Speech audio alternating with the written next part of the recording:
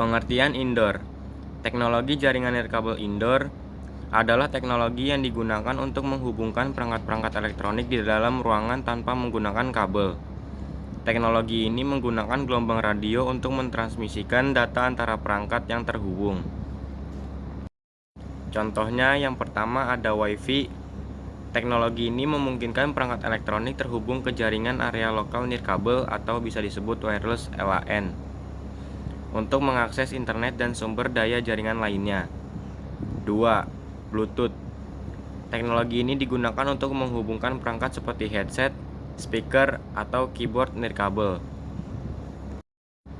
Yang ketiga ada Wireless Sensor Network atau bisa disebut WSN. Teknologi ini menggunakan sensor nirkabel untuk mengumpulkan data dan informasi dari berbagai sumber di lingkungan. Yang keempat ada Z-Wave. Teknologi ini digunakan untuk menghubungkan perangkat rumah pintar dan otomatisasi rumah. Kelebihan indoor. Yang pertama ada instalasi lebih mudah. Tidak memerlukan pemasangan kabel fisik sehingga instalasi menjadi lebih cepat dan mudah. Yang kedua, hemat biaya. Untuk jaringan kecil, nirkabel bisa lebih murah dibandingkan dengan jaringan kabel. Yang ketiga, fleksibilitas. Mudah menambah atau memindahkan perangkat tanpa gangguan fisik. Kekurangan indoor. Yang pertama, rentan gangguan sinyal. Sinyal nirkabel bisa terganggu oleh berbagai faktor, termasuk benda solid dan cuaca. Yang kedua, kecepatan lebih lambat. Kecepatan transfer data nirkabel cenderung lebih lambat dibandingkan kabel. Yang ketiga, ancaman keamanan. Jaringan nirkabel lebih rentan terhadap ancaman keamanan karena sinyal dapat menyebar keluar pengguna yang dituju. Pengertian outdoor.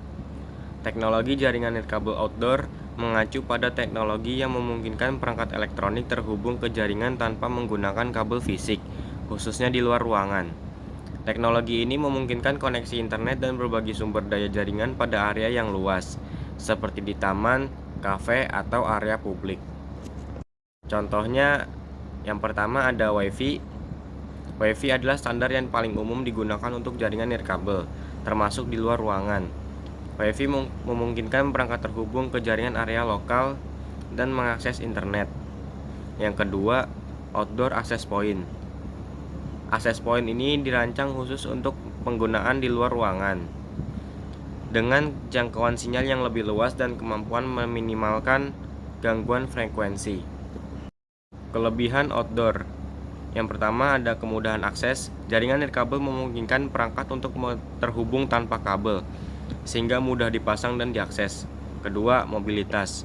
Perangkat dapat tetap terhubung saat bergerak, yang sangat berguna untuk lingkungan outdoor atau tempat yang sering berpindah. 3. Fleksibilitas. Jaringan nirkabel dapat diatur dan ditambahkan perangkat baru tanpa kesulitan, bahkan di tempat yang sulit dijangkau kabel.